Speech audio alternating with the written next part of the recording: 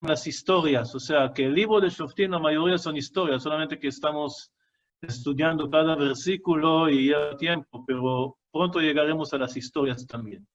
Bueno, entonces, vamos a seguir viendo los versículos. Repito algunos versículos que ya vimos por un punto más que quiero agregar. Dice al final del capítulo 2, Perek Bet, y la ira de Dios se encendió contra Israel. Otro comentario, también vamos a llegar a cosas buenas, o sea, desde el inicio hasta ahora solamente estamos hablando sobre pecados y transgresiones y errores y caídas, etc. También vamos a ver cosas positivas, o sea, no todo está mal.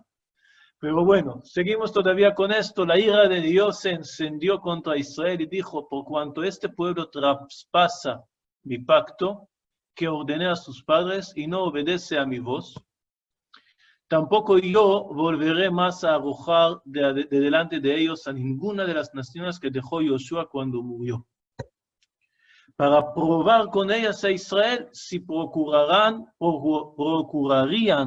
o no seguir el camino de Dios andando en él como la siguieron sus padres.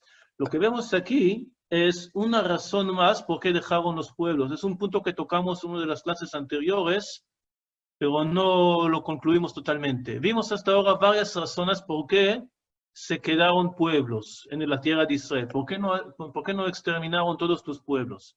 Aquí trae una razón más. Dice para probar. ¿Qué significa para probar? ¿Qué quiere probar? Vamos a ver. Por eso dejó Dios a aquellas naciones sin arrojarlas de una vez, y no los entregó en mano de Josué. Esto.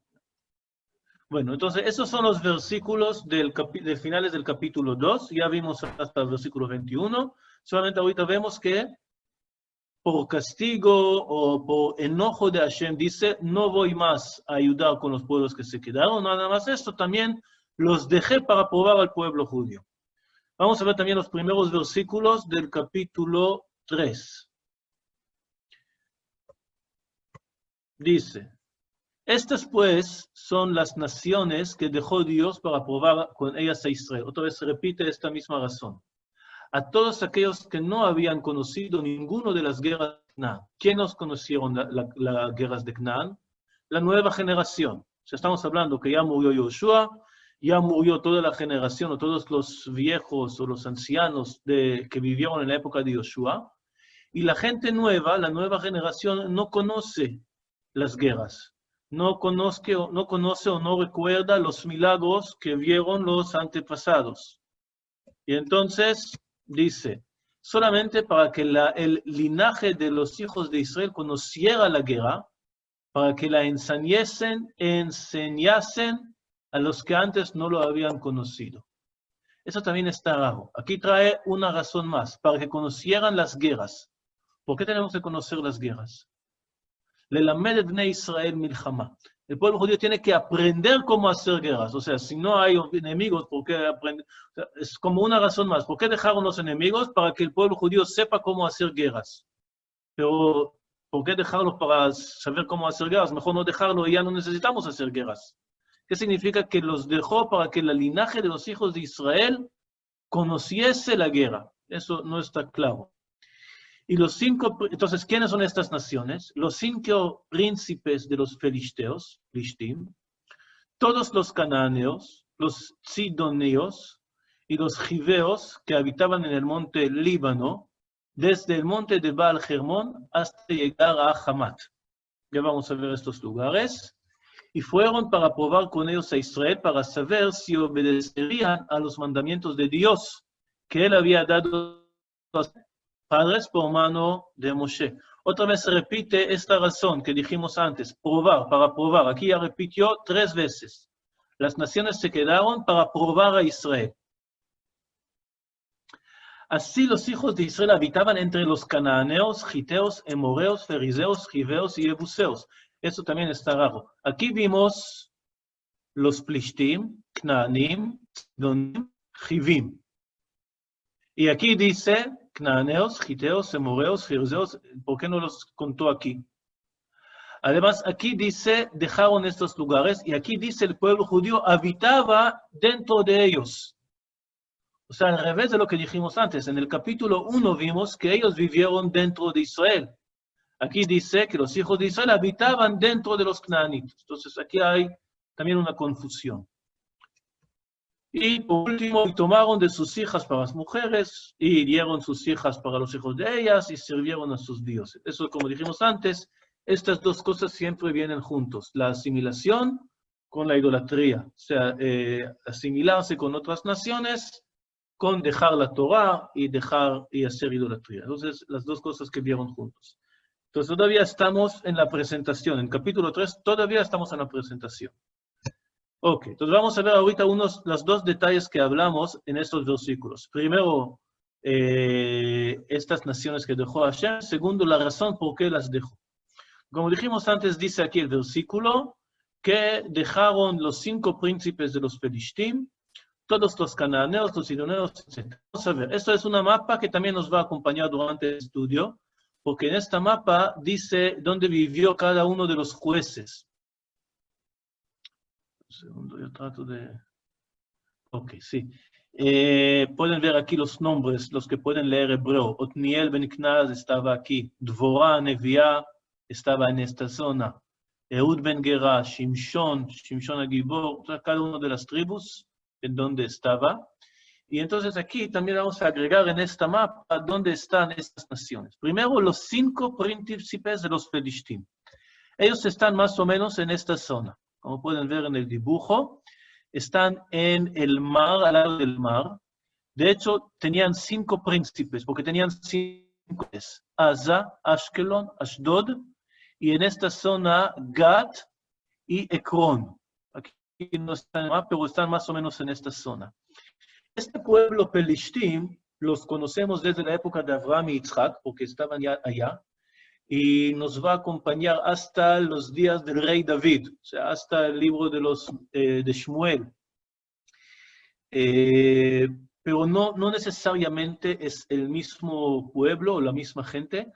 En general, la palabra Pelishtim viene de la palabra Polshim. ¿Qué es Polshim? Algún extranjero que, no recuerdo la palabra exactamente cómo se dice, invada, que entra a una tierra que no es suyo. ¿Cómo se llama? Invasión. Invadir. Invade. ¿Ah? Invade. Invade, sí. Invade.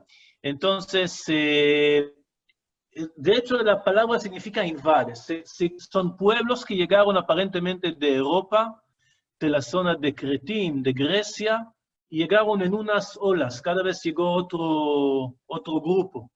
Y por lo tanto se renueve cada vez. Y estaban al lado de las playas, o sea, del mar, porque llegaron del mar y conocieron bien cómo hacer barcos, etc. Entonces, esto fue este pueblo. Hicieron muchos problemas al pueblo judío durante una época muy, muy grande. A lo mejor uno de los días vamos a estudiar específicamente o más profundamente acerca de qué significa este pueblo. De esta palabra Plishtim llega la palabra palestinos de hoy en día.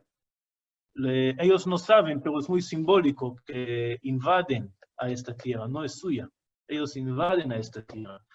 No vamos a hablar ahorita históricamente cómo llegaron los árabes y qué significa, pero en general, en algún momento en la historia, en la época de los romanos, ellos estaban ya cansados del pueblo judío que rebelaba y rebelaba contra ellos cada vez de nuevo. Quisieron hacer como un cambio total en la tierra de Israel y por lo tanto cambiaron el nombre. Entonces cambiaron el nombre de la tierra de Israel y llamaron Palestina el nombre de estos Pelishtim. Para decir eso no es de los judíos, es de los palestinos. Okay, desde entonces se quedó este nombre de filisteos. Bueno, en todos modos, era un pueblo muy, muy fuerte, muy dominante en la zona. Tenían relaciones de odio-amor con los egipcios, había muchas guerras al inicio cuando llegaron, y luego hicieron paz con ellos, y ellos eran de hecho representantes de los egipcios en muchos sentidos. Entonces, eso es el primer pueblo que Hashem dejó, los 5 príncipes de los Pelishtim, que son para los 5 ciudades de los Pelishtim. Después dice todos los cananeos. Los cananeos están en la zona del norte, más que todo en las valles. Ya dijimos que entre Haifa y el Yardén hay lo que se llama Emek Israel.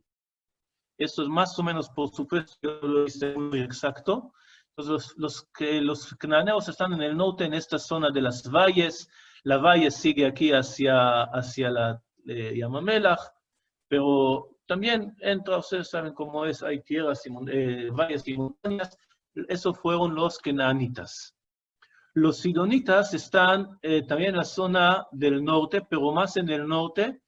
Aquí a lo mejor exagero un poquito al este, está más en el lado del mar. Tzor y Tzidón son dos ciudades, Tzor y Tzidón, hoy en día en Líbano, que eran pueblos también marineros, o sea, que trajeron mercancía a través del mar, también pueblos.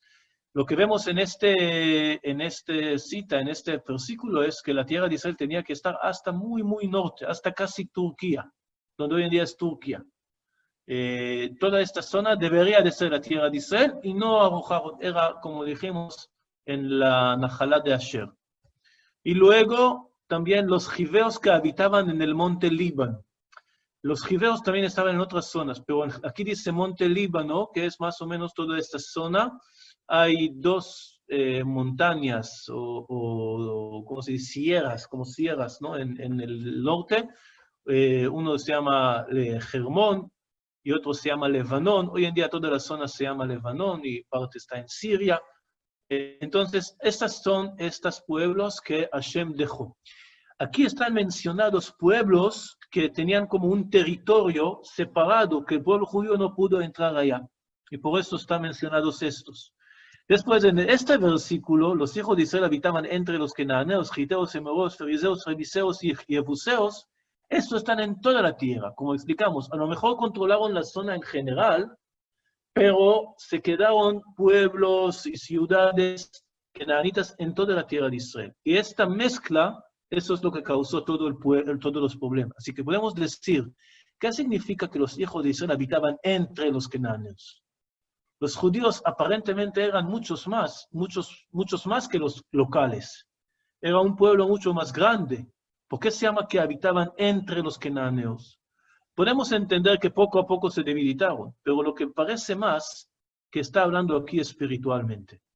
El pueblo judío se asimiló espiritualmente, poco a poco se convirtió de la cultura dominante a la cultura que está sometida o que está bajo la cultura general de la tierra. Y por eso aquí dice, esos son los pueblos que Hashem dejó, los que están en estas zonas, que pueden ver que la mayoría de ellos están como en las fronteras de Israel, están como en los lados, ¿no? En el centro de la tierra, aparentemente en donde están las tribus de Judá, Efraín, Menashe, Binyamin, toda esta zona central de la tierra, no había un pueblo que habitaba allá. A lo mejor se quedaron ciudades jebuseas, ciudades gibeas, etc. Pero el pueblo judío sí estaba concentrado, sí controló toda esta tierra, pero espiritualmente ellos adaptaron más la cultura general y poco a poco perdieron su identidad y su autenticidad y se mezclaron y se asimilaron entre los cananeos, giteos, etcétera, etcétera. Entonces, estos son estos versículos. Ahora vamos a ver el segundo punto que hablamos. ¿Por qué se quedaron pueblos? Entonces, vimos en el segundo capítulo, dice que cuando llegó el ángel, este profeta, para reprochar al pueblo judío, dice, con tal que vosotros no hagáis pacto con los moradores de esta tierra, cuyos altares habéis de derribar, mas vosotros no habéis atendido a mi voz. ¿Por qué habéis hecho esto? O sea, el profeta, el mensajero de Hashem, reprocha al pueblo judío, ¿por qué no, cómo se dice? ¿Por qué hicieron el pacto con los habitantes de la tierra? ¿Por qué no los alejaron? Quiere decir que si querían, podrían alejarlos. Solamente que era su culpa. Entonces podemos decir que el primer motivo que dice aquí es el error de Israel. Dice, el pueblo judío hizo un error de dejar a estos pueblos. No tenía que hacerlo. Pero después dice otro versículo, como vimos en esta clase, que estos pueblos se quedaron para probar con ellas a Israel si probarán o no seguir el camino de Dios. andando en él como lo siguieron sus padres. O sea, es como una prueba. Entonces, ¿era una culpa de Israel o una prueba? Entonces, aquí podemos decir una prueba. Vamos después a ver cómo se junta todas estas cosas. Por el tercer lado, o sea, primer lado, segundo lado, ya vamos a ver el tercer lado, o la tercera explicación. Está en el libro de Shemot que vimos también en una de las clases. Dice, no los echaré delante de ti en un año, para que no quede la tierra desierta, y se aumenten contra ti las fieras del campo. Poco a poco los echaré delante de ti hasta que te multipliques y tomes posesión de la tierra. O sea, según este versículo, el hecho que se quedaron los pueblos en la tierra de Israel era en beneficio del pueblo judío. Era porque Hashem preocupó por nosotros, porque si en una vez quitamos todas las naciones de la tierra, entonces la tierra va a ser llena de diferentes tipos de animales, de salvajes, van a ser problemas, etc. Entonces era como un promesa, Hashem lo hace a propósito para ayudar al pueblo judío. ¿Ok? Y luego, otro versículo más, un segundo, no dejar la tierra abandonada. Eso es la tercera razón. Y la cuarta razón, ya vimos también, así pues, esas pues son las naciones que dejó Dios para probar con ellas a Israel. Eso es la razón que vimos aquí. A todos aquellos que no habían conocido ninguna de las guerras de Canaán, solamente para que el linaje de los hijos de Israel conociese la guerra, para que la enseñesen a los que antes no la había conocido. Entonces aquí vemos una cuarta razón, que es aprender cómo hacer guerra, conocer la guerra. ¿Okay? Entonces la pregunta es, de todas estas razones, ¿cómo se mezclan entre ellas? ¿Cómo lo explicamos? Entonces, comenzamos a explicar esto y voy a tratar de ampliar un poquito acerca de este punto. La primera razón que los pueblos se quedaron en la tierra de Israel, la primera razón que Yoshua no los alejó, es lo que está escrito aquí en el morado. Es por el beneficio del pueblo judío para que puedan controlar la tierra poco a poco. Eso es la primera razón. Era para nosotros. Pero después llega la segunda razón, que es esta, el error de Israel, o sea, que no aprovecharon el tiempo que Hashem les dio para establecerse, no lo aprovecharon en el momento correcto para limpiar totalmente la tierra. Entonces, eso fue la segunda razón. Después de esta segunda razón, llega una tercera razón, que es la consecuencia del otro. De hecho, estos pueblos son castigo para nosotros. El castigo es la palabra probar. Y aquí quiero explicar por qué significa castigo en dos maneras. O sea, lo que decimos es que la prueba que Hashem pone a nosotros, bueno, primero, las naciones se quedan en la tierra para probar al pueblo judío. Ustedes pueden superar la tentación de seguir la cultura local, de seguir la cultura de la idolatría, o no pueden. Es como un reto, un desafío constante que todo el tiempo está enfrente de nosotros. ¿Vamos a seguir los canaanitas o no vamos a seguir los canaanitas? ¿Vamos a seguir esta cultura tan bonita, tan agradable, tan seducida? No sé cómo se dice, bueno, ya entienden. ¿Ya van a seguir este camino o van a elegir el camino de la Torah? Eso es la prueba. Siempre está la tentación enfrente de nosotros. ¿Y por qué esto se llama castigo? Lo que quiero decir es, eso es la primera razón, eso es la segunda, que fue el pecado, y el tercera es ya un castigo. Un castigo es la prueba. Primero, literalmente o gramáticamente se puede entender la palabra prueba como castigo. Lo vemos en la prueba más famosa de la Biblia, del Tanaj. ¿Cuál es la prueba más famosa del Tanaj? Es la prueba de Akedat Yitzhak, el sacrificio de Yitzhak. El sacrificio de Yitzhak está escrito que Hashem quiso probar a Abraham Avinu, ¿sí? Para ver si está dispuesto a sacrificar a su hijo para él. ¿Qué significa probar a Abraham? ¿Acaso Hashem no sabe el nivel espiritual de Abraham? Hashem necesita probar para saber cómo es Abraham. Dice al final del versículo, Ata yadati ki yere Elohim ata. Ahora sé que eres temeroso de Hashem. Y antes no sabía. ¿Qué significa probar? Esa es una pregunta muy famosa. ¿Por qué Hashem necesita probar a Abraham? Hay varias respuestas. No voy a entrar ahorita a las otras respuestas. Hay diferentes opiniones de Rambam, de Nachmanides. Hay diferentes explicaciones. Quiero dar la explicación de Rashbam. Rashbam dice que de hecho la palabra que Hashem nisa et Abraham no significa que Hashem le hizo una prueba, sino que Hashem lo castigó. Era un castigo para Abraham. Porque Abraham dijo algo no correctamente, no vamos a entrar a toda la historia del libro de Bereshit, pero por algún pecado, algún error que hizo Abraham, Hashem probó en el sentido de castigó a Abraham. Hay un versículo que dice, "Lenasot et besaro bakotzim", probar su carne con, ¿cómo se dice? Espinas. Que quiere decir castigarlo con espinas, por una persona que lo castigaron con esto. Así dice el versículo en Azot. ¿Ok? Entonces, lo que vemos es que... segundo voy a hacer para que no haya ruido. Entonces, la primera explicación entonces de probar quiere decir era para castigar al pueblo judío con esta prueba. Y aquí llegamos a una segunda explicación. Nosotros no queremos pruebas, normalmente. O sea, normalmente decimos, no queremos pruebas. Nosotros decimos en la tefilá en la mañana, nosotros no queremos que Hashem nos lleve a estar comprobados. Uno tiene que decir, muchos dicen, ¿por qué Jajamim hacen tantas gezerot? Jajamim hacen una gezerá de no hacer esto, no vestirse en cierta manera, o no comer esto, o alejarse del carne y leche 6 horas. Yo no necesito estos alejamientos.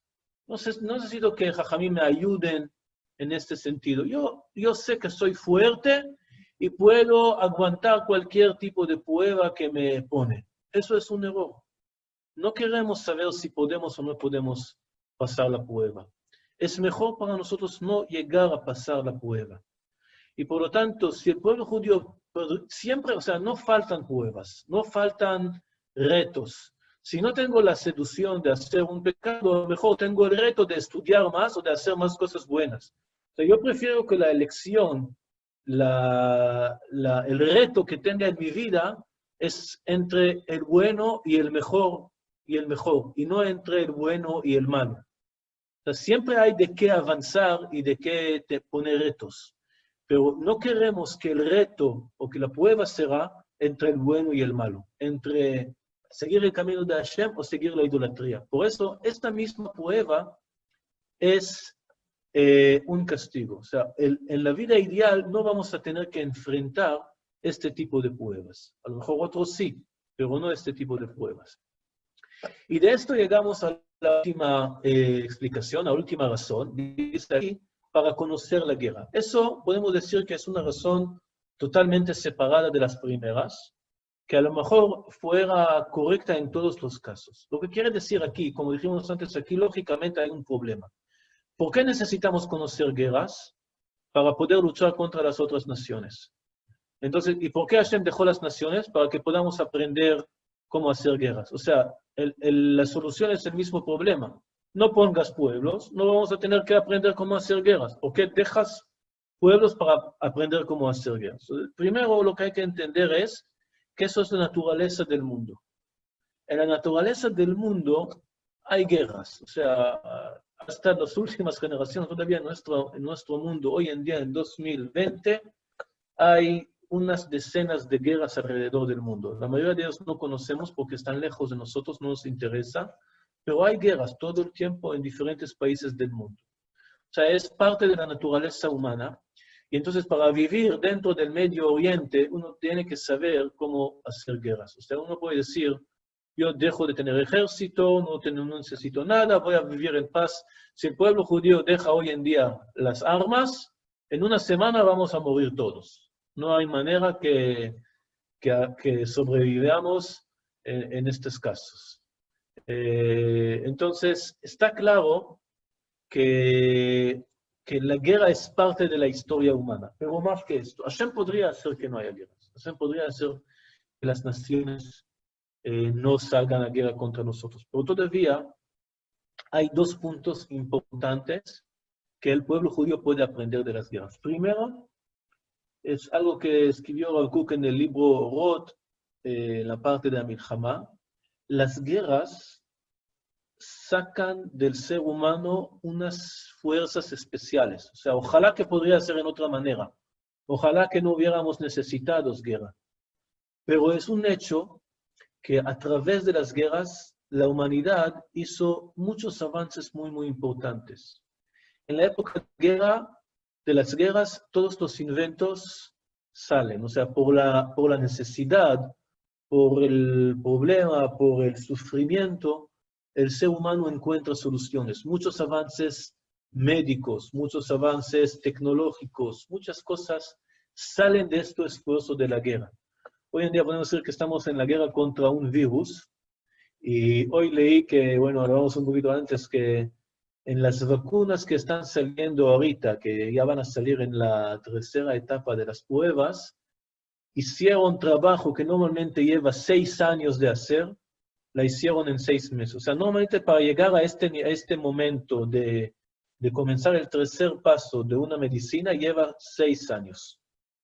Y en este caso llegaron a esta etapa en 6 meses. O sea, este problema, este sufrimiento que estamos, esta tensión, presión que vivimos, saca de nosotros unas energías, unos poderes especiales que nos hace avanzar. Entonces, también es importante como nación, a veces, o sea, ojalá que no, pero a veces estas mismas guerras nos empujan hacia un avance. Entonces, también era importante que conocieran la guerra porque en alguna manera ayuda al pueblo a desarrollarse. No quiere decir que tenemos que provocar guerras, tenemos que buscar guerras. Pero una vez que ocurren, también tiene un beneficio para el pueblo. Por último, y a lo mejor es la razón más importante, las guerras nos hacen entender que la tierra de Israel no es gratis. O sea, si tienes que luchar por algo, entiendes su importancia. Eretz Israel, dice la Gemara, Eretz Israel niknet beisuri. Se adquiere la tierra de Israel con sufrimientos. No viene gratis, no viene fácil, y tienes que aprender cómo apreciar este regalo que Hashem nos dio. Entonces, también a través de las guerras, que sean guerras reales, o que sea una lucha, una batalla, un esfuerzo especial, o nada más saber conocer cómo hacer guerras sin hacer las guerras, nos hace una conexión especial con esta tierra. Por ejemplo, un lugar en donde había una batalla especial, uno llega y siente una conexión especial. Givat HaTachmoshet en Yerushalayim, o Armon HaNatziv, son diferentes lugares donde había batallas famosas, con muchos muertos, lamentablemente, con muchos heridos, y el pueblo judío se siente más conectado con estos lugares. Las guerras también fortalecen y profundizan nuestra conexión con la tierra. Entonces, con todo el negativo que es la guerra, también tiene algún propósito positivo. Entonces, para resumir, las naciones se crearon en la tierra de Israel por regalo de Hashem para nosotros, que la tierra no se deja abandonada. Pero el pueblo judío se aflojó, le hizo flojera de terminar la misión y dejaron demasiado tiempo. Y por eso llega el castigo que Hashem también nos dejó para castigarnos. Aparte de esto, también Hashem nos dejó las naciones para que conozcamos qué significa guerra, o conocer o aprender las guerras, por 3 razones. Primero, que es parte de la naturaleza humana. Segundo, nos saca de nosotros unos poderes especiales, avances especiales. Y el tercero, para fortalecer o profundizar nuestra conexión con la tierra de Israel. Eso es un punto que también quería cerrar. Y ya, por fin, llegamos a las historias del libro de Shoftim. En este capítulo 3, hay 3 historias. La primera es una muy corta, no alarga mucho. Eso es sobre Otniel. La segunda es una historia más larga de Ehud ben Gera, vamos a verla. Y la tercera es nada más un versículo sobre Shamgar ben Anat. O sea, vamos a estudiar sobre 3 jueces en el mismo capítulo. El primero es Otniel ben Knaz, que ya vimos acerca de él en el primer capítulo. El segundo es Ehud ben Gera, y el tercero es Shamgar ben Anat. Vamos a ver, ahorita solamente vamos a ver los versículos, y después hacemos una comparación y vemos la primera historia. Entonces dice aquí, hicieron pues los hijos de Israel lo malo ante los ojos de Dios, y olvidaron el Eterno su Dios. Entonces comenzamos el ciclo. ¿Cuál es el primer paso? El pecado. Hicieron el malo ante los ojos de Hashem, y sirvieron a los Baales y a las imágenes de Asherah, idolatría. Entonces, ¿qué sigue? Después del pecado llega el castigo. Y la ira de Dios se encendió contra Israel y los vendió en manos de Cushan, rey de Aram Naharaim. O sea, es Cushan Rishataim, Aram Naharaim. Y también el nombre está un poquito raro. ¿Cómo te llamas? Cushan Rishataim. Así lo llamaba su mamá. Vamos a ver esto. Entonces, eso es el castigo. Hashem los vendió en las manos de Cushan Rishataim, de Aram Naharaim, y sirvieron los hijos de Israel a Cushan Rishataim 8 años. 8 años estaban esclavizados a este rey extranjero. Entonces clamaron los hijos de Israel a Dios. Eso es el tercer paso del ciclo, que es la Teshuvah. Y Dios levantó un libertador a los hijos de Israel y los libró. Esto es a Otniel, hijo de Knaz, hermano menor de Caleb. Entonces, eso, el libertador no es Simón Bolívar, el libertador es Otniel ben Knaz. Entonces, eso es la salvación, el cuarto paso. Y el Espíritu de Dios vino sobre él y juzgó a Israel y salió a la guerra. Y ya dijimos que juzgar en el libro de Shoftim, juez, no significa hacer juicio, sino liderar. ¿Ok? Liderar y salvar. Entonces juzgó a Israel y salió a la guerra, y Dios entregó en su mano a Cushan Rishataim, rey de Aram. Y prevaleció contra Cushan Rishataim y a 40 años y murió Otniel, hijo de Knaz. Entonces vemos aquí todo el ciclo completamente. Pecado, castigo, después Teshuvah, clamaron a Dios. Después de la Teshuvah, salvación, levantó a Otniel ben Knaz y salvó al pueblo judío. Y al final, 40 años de paz. Todo el ciclo está en esta historia. Después la segunda historia, la historia de Ehud ben Gera. Volvieron los hijos de Israel a hacer lo malo ante los ojos de Dios. Casi son las mismas palabras. Aquí, después de la paz, comienza de nuevo el ciclo, otra vez pecado. Después, o durante estos 40 años que había paz, poco a poco se alejaron de la Teshuvah que hicieron y volvieron a hacer lo malo ante los ojos de Dios. Entonces, aquí no detalla demasiado que hicieron idolatría, dice hicieron el mal, ya entendemos qué significa. Y Dios fortaleció a Eglón, rey de Moab, ya es otro rey, es Eglón, rey de Moab, otro pueblo, contra Israel, por cuanto habían hecho lo malo ante los ojos de Dios. Este juntó consigo a los hijos de Amón y de Amalek. Ya tenemos aquí 3 pueblos, Moab, Amón y Amalek. Ninguno de estos pueblos está en la lista que vimos la vez pasada. O sea, anteriormente vimos los pueblos, voy a hacerlo rápido. ¿Cuáles son los pueblos? Plishtim, Knaanim, Sidonim, Vejivim. No está escrito ni Amón, ni Moab, ni Amalek, ni Plishtim están aquí. Pues bueno, ni Aram Naharaim. Aram Naharaim tampoco está aquí. Entonces, no es cierto lo que está escrito. Bueno, por lo menos parece como una contradicción. Entonces, vamos a regresar aquí. Entonces, ya vemos aquí Aram Naharaim, Moab, Amón y Amalek. Y vino y hirió a Israel. Y tomó la ciudad de las palmeras. ¿Recuerdan cuál es la ciudad de las palmeras? Jericó. Jericó, muy bien. Tomaron la ciudad de las palmeras. Si ustedes recuerdan, la ciudad de las palmeras fue conquistada por Yoshua y había una maldición que nadie puede construir esta ciudad. Ningún judío construyó otra ciudad, los moabitas llegaron y la conquistaron. Entonces tomaron la ciudad de las palmeras y sirvieron los hijos de Israel a Eglón, rey de los moabitas, 18 años. Aquí fue 8 años. Aquí ya es mucho más. Entonces, aquí vemos otra vez, pecado, castigo. ¿Qué llega siguiente? Teshuvah. Y clamaron los hijos de Israel a Dios. Y Dios los levantó un libertador otra vez. Tampoco fue Simón Bolívar, fue Ehud, hijo de Gerá, Benjaminita,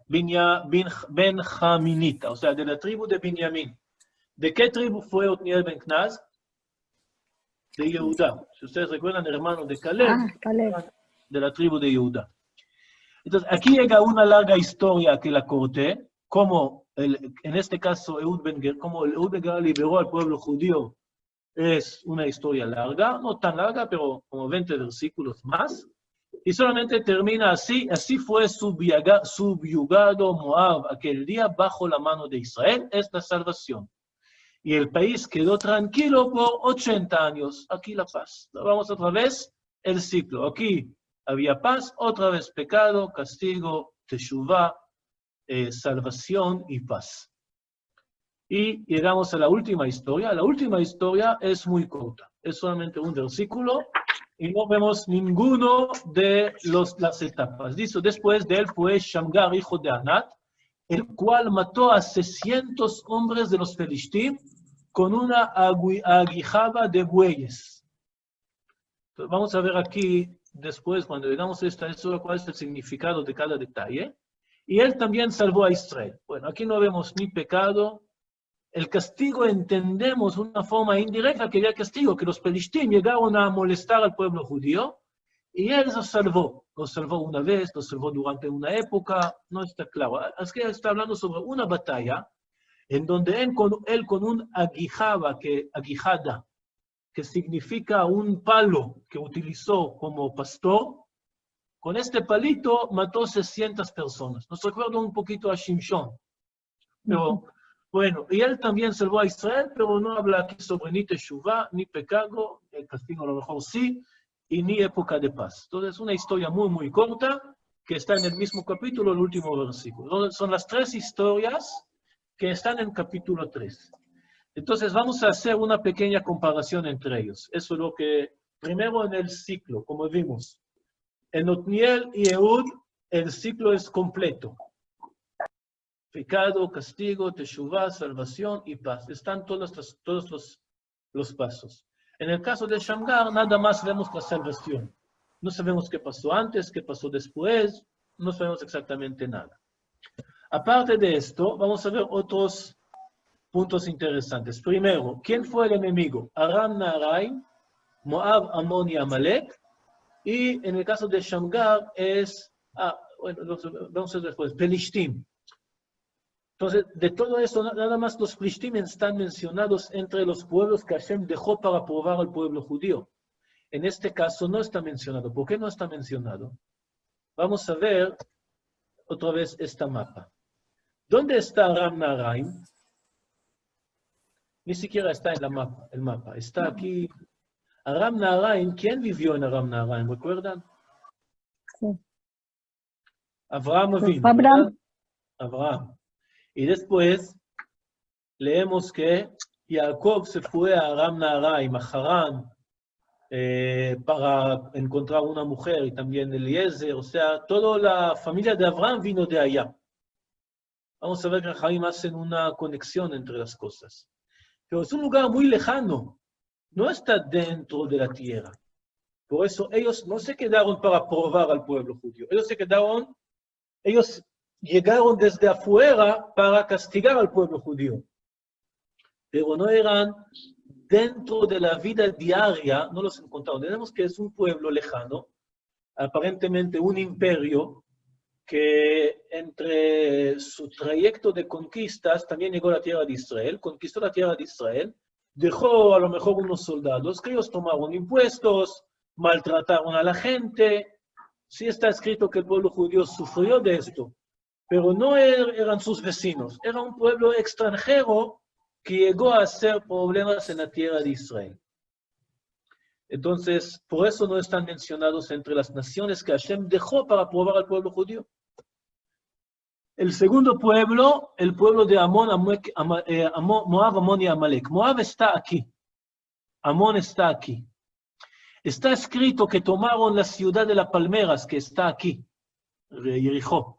¿Qué quiere decir? Que ellos otra vez entraron en la tierra de Israel, entraron en la tierra de Israel y tomaron una ciudad aquí. Pero generalmente también es un pueblo que está fuera de Israel, no está dentro de la tierra de Israel.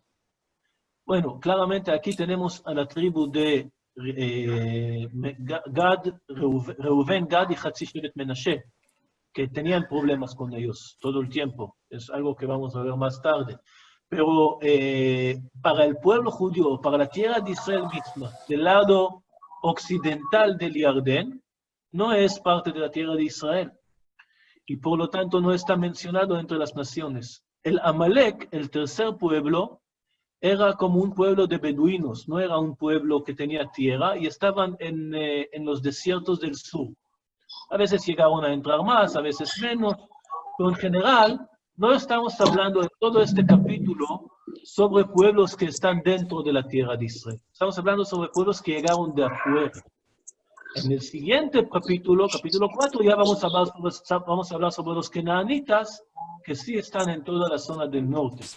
Pero en el primer capítulo, los pueblos llegaron de afuera. También podemos decir aquí que los retos son menos graves. O sea, cuando es un pueblo que llega de afuera, normalmente no el sufrimiento o el problema espiritual y material no es tan grave como un pueblo que vive contigo, que es tu vecino. Entonces, los Pelishtim, como dijimos anteriormente, están en la parte del mar, al lado del mar. También, aunque eso sí está dentro de la tierra de Israel, podemos decir que está en los lados, no está dentro mamash. Entonces, estas son las tres historias y los primeros tres retos del pueblo judío. Ahora vamos a ver la historia de Otniel con más detalles. Entonces, comenzamos nuevamente estos versículos del capítulo 3. Dice, hicieron pues los hijos de Israel lo malo, hijos de Dios, y olvidaron de Dios, y sirvieron a los Baales y a las imágenes de Asher. Y la ira de Dios se encendió contra Israel y los vendió en manos de Cushan Rishataim, rey de Aram Naharaim.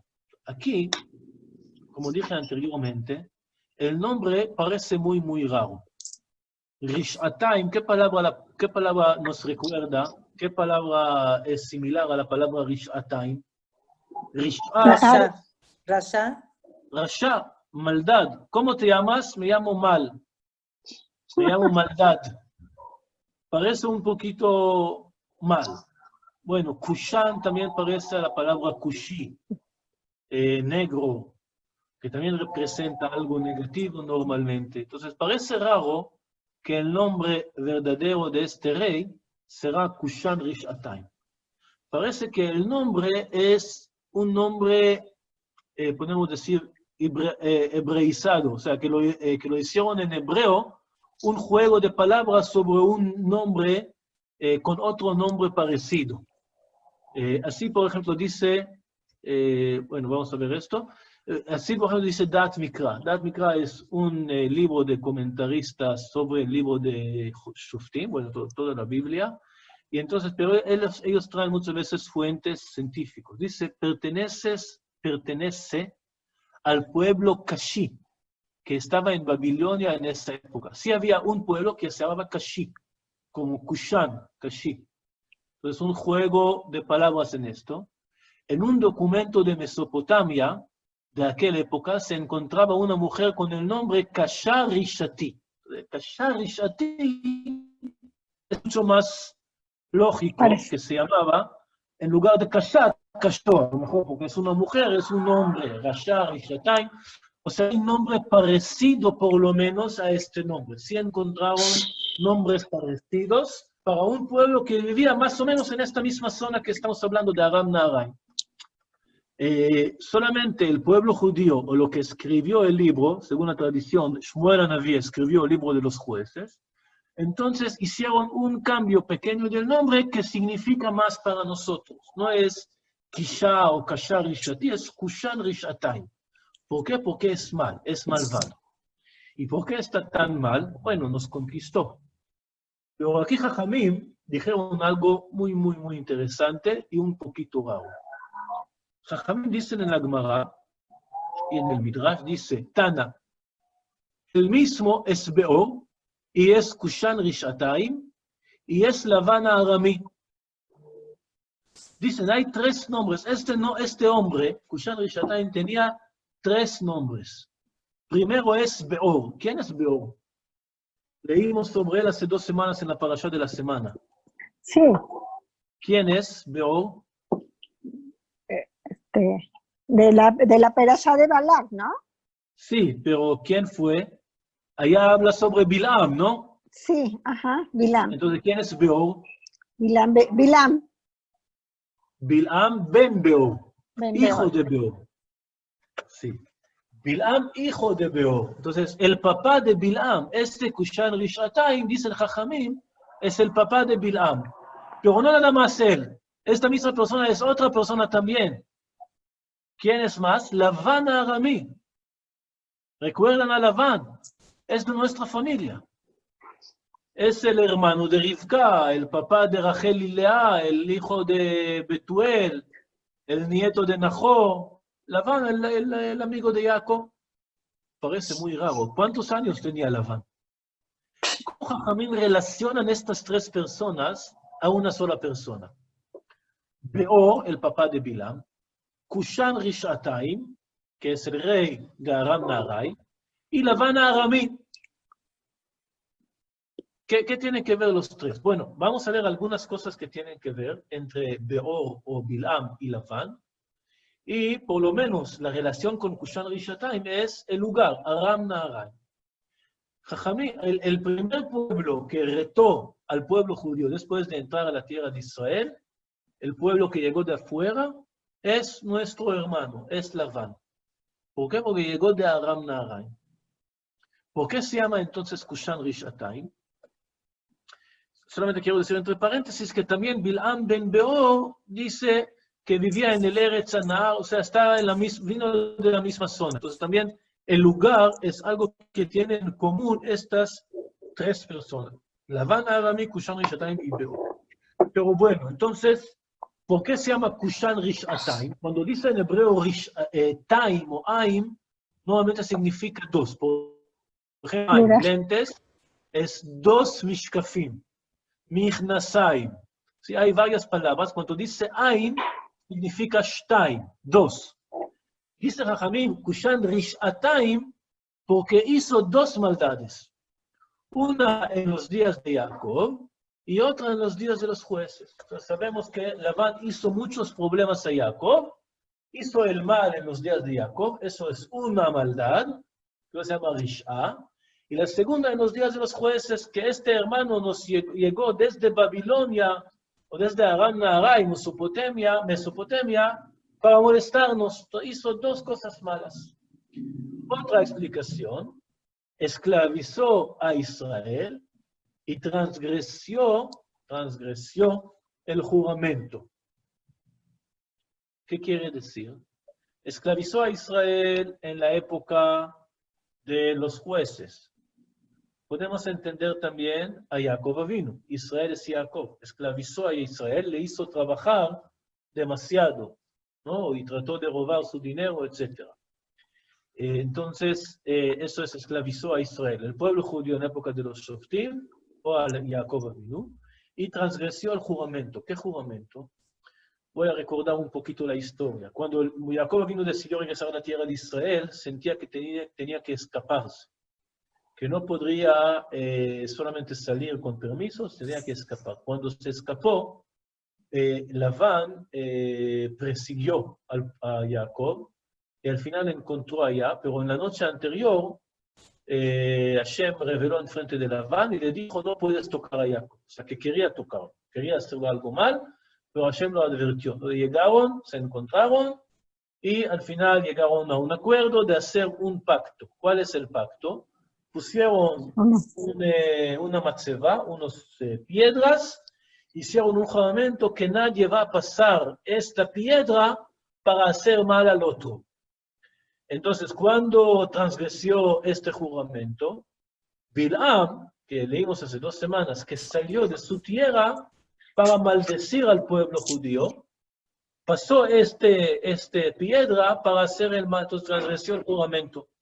Hay un midrash que dice, si ustedes se acuerdan la historia, cuando Bilam llegó para maldecir al pueblo judío, su burra 3 veces salió del camino y una vez presionó su pie a la pared. Dicen Jajamim, ¿qué pared fue? Esta pared, la pared del juramento. Entonces, Bilam, el hijo de Beor, que es Labán Aramí, transgresió este juramento que hizo Labán Aramí a Jacob Avinu.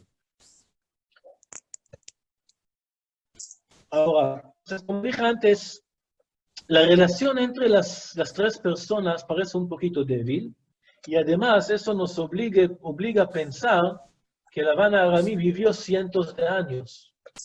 Estamos hablando de Jacob, sus hijos bajaron a Egipto, estaban allá más que 200 años, 40 años en el desierto, y después la época de Yoshua, 14 años de guerras y de dividir la tierra, y después, o sea, estamos hablando aquí en general más que 500 años, o bueno, más que 300 años.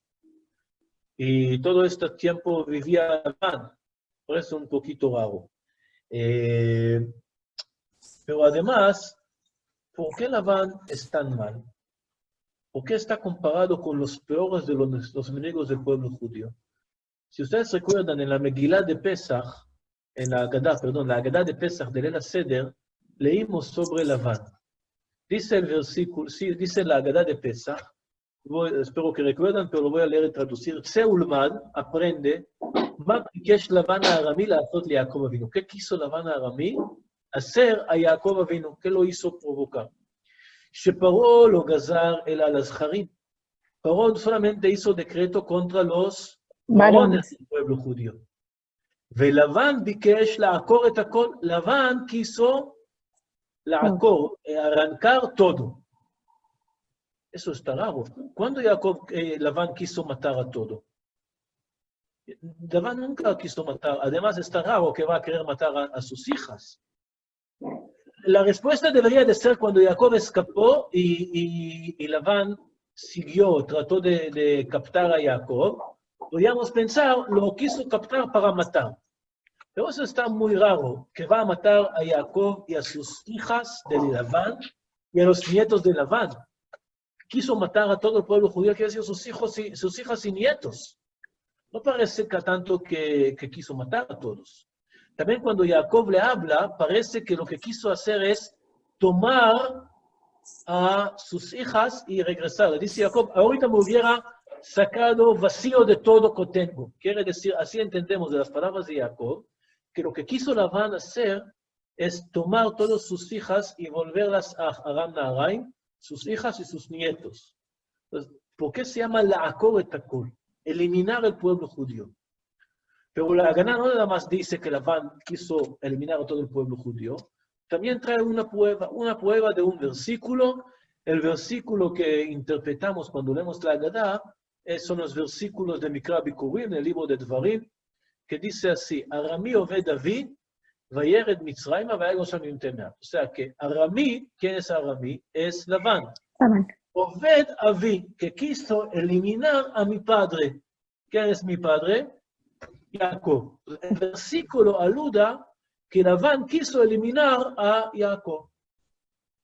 Pero cuando les digo que en la historia, en el contexto de la historia original del libro de Bereshit, está raro decir que de verdad Labán quiso matar a Jacob.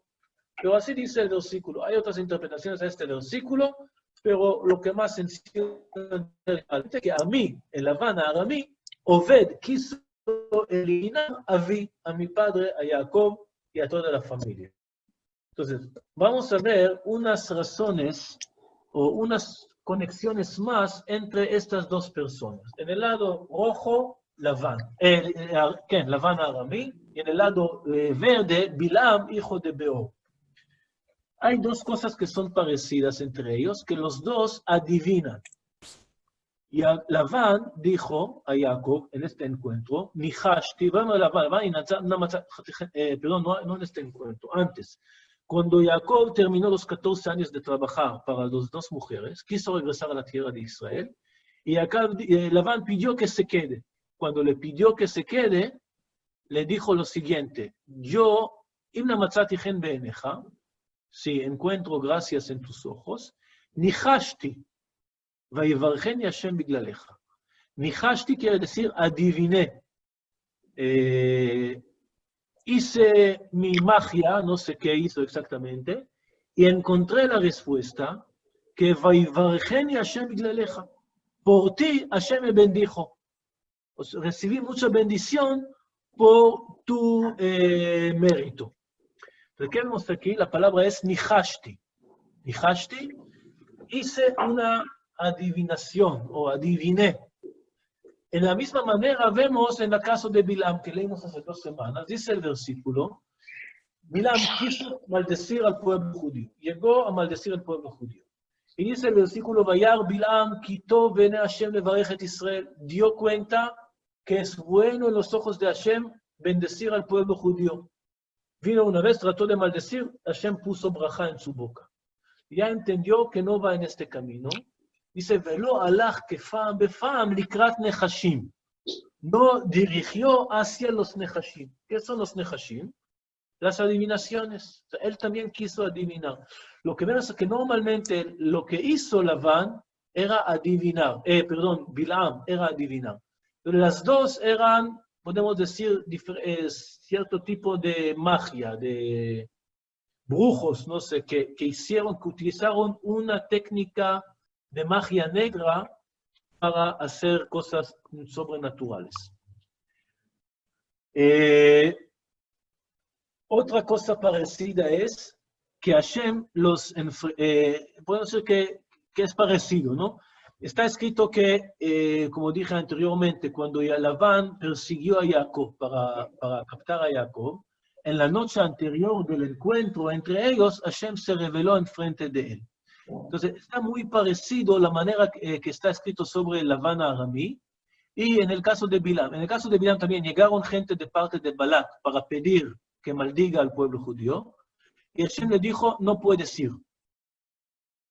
La segunda vez, otra vez mandó gente, otra vez pidió de Hashem permiso, y Hashem se reveló en la segunda noche. Vamos a ver que son casi palabras por palabras, o muy parecidas. Dice, Vayavo Elohim el Labán aramí b'chalom halayla, también Vayavo el Elohim el Bilam layla, que llegó Hashem al Labán aramí o a Bilam en la noche. Aquí dice en el sueño de la noche. Vayomerlo y shamer leja, y le dio una advertencia. Ten cuidado, no hablar con Jacob, bueno o malo. No, o sea, no hacer nada mal, es un como término. No haga nada, ni bueno ni malo a Jacob. En el caso de Bilam también dice, Im likro leja ba'u anashim kum lechitam. Si te vinieron a llamarte, vete con ellos. Ve'ach et hadavar asher adaber eleja oto ta'aseh. También una advertencia, tú no estás libre de tedaber, lo que quieres. Solamente lo que yo te dirijo.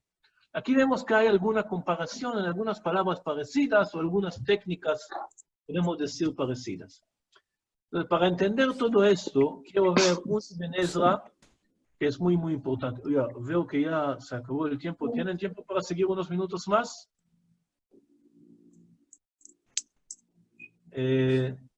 Sí. Voy a nada más poner esto, decir este punto sobre Ibn Ezra y seguimos en la clase que viene terminar la historia o explicarla. Vamos a tener que repetir porque es en 3 semanas, pero ni modo. El Ibn Ezra dice algo muy, muy importante. Dice, Bilam no es Labán. O sea, no puede ser que es la misma persona. Pasaron 300 años. Es posible que el Derash, o sea, esta Derashá de Jajamim, que dice que Bilam es Labán, perdón, Beor es Labán, y que es el mismo como Kushan Rishataim, es un Derash. Es posible que el Derash es porque adivinaba como él. O sea, tenía alguna cosa en común, ya que todas las palabras de nuestros maestros son verdad. Entonces aquí un principio importante. Hay muchas veces que Jajamim hacen estas cosas. Hablan sobre personas en la época de Abraham y dicen, es el mismo en la época de Moshe. Og Melech HaBashan era la persona que anunció a Abraham sobre Sarah y aparece ahorita en la época de Moshe Rabbeinu. O, por ejemplo, Pinchas o Eliyahu. Pinchas, que vivía en la época de Moshe, es Eliyahu Hanaví que vivía 300 años, o 200 o cientos de años luego. Está un poquito, y este caso, Labán es Kushan Rishatayim. O sea, esta comparación, primero digo, puede ser que es literal. Yo no digo que no es posible. Es posible que haya gente que vivía cientos de años. Ya se decide que vivían, ¿qué me importa? No me cuesta. O sea, sí se puede entender literalmente. Pero dice Ibn Ezra, no necesariamente literalmente. Se puede entender que estas personas representan la misma idea. Por ejemplo, Eliyahu Hanaví y Pinchas ben Elazar representan en alguna manera el mismo concepto. El concepto es kin'a hacia Hashem, o sea, ser celosos de Hashem. Si llegamos a Hashem a estudiar un día el libro de Melachim, vemos que Eliyahu Hanaví hoy en día es el ángel del paz, Malach HaBrit, del pacto, del paz, para hacer paz entre ustedes. Sí, hoy en día es de paz, pero antes fue celoso de Hashem. Él quemó 300 sacerdotes del Baal, de la idolatría. Y Pinchas también era celoso para Hashem, por eso mató al midianita y al presidente de la tribu de Shimon. O sea, Pinchas y Eliyahu representan la misma característica, o el mismo concepto, la misma noción, la misma enseñanza que nos quiere dar la Torah.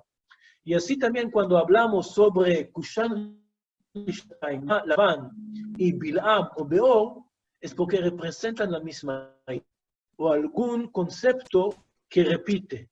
Y lo que cuando Jacob vino enfrenta a Labán, y cuando Moshe o Kadosh Baruj Hu lucha contra Bilam, y cuando Otniel ben Knaz lucha contra Kushan Rishatayim, es la misma lucha y la misma batalla sobre el mismo valor.